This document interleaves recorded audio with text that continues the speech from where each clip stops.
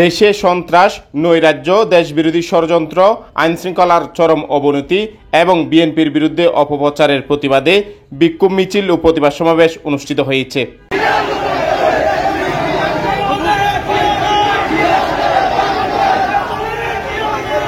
সোমবার বিকেলে বাংলাদেশ জাতীয়তাবাদী দল বিএনপি অঙ্গ ও সহযোগী সংগঠনের উদ্যোগে ফটিকছড়ি পৌর সদরে বিশাল বিক্ষোভ মিছিলটির নেতৃত্ব দেন চট্টগ্রাম উত্তর জেলা বিএনপির যুগ্ম আহ্বায়ক আলহাজ সরওয়ার আলমগীর।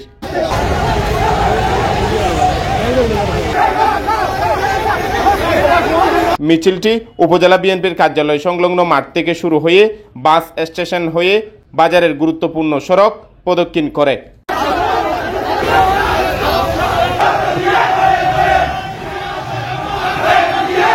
মিছিলে বাগান বাজার থেকে আব্দুল্লাহপুর পর্যন্ত 18টি ইউনিয়ন ও 2টি পৌরসভা থেকে অসংখ্য নেতৃবৃন্দ অংশ নেন।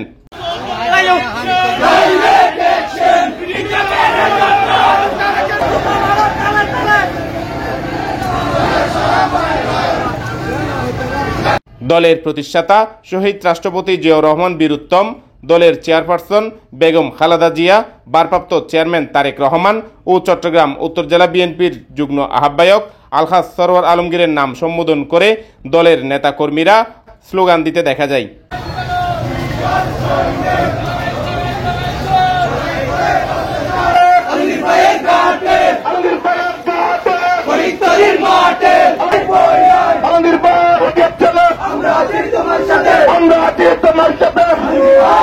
বিক্ষোভ মিছিলে নেতৃত্ব দেওয়ার পাশাপাশি স্লোগান ধরেন চট্টগ্রাম উত্তর জেলা বিএনপির যুগ্ম আহ্বায়ক সরওয়ার আলমগীর।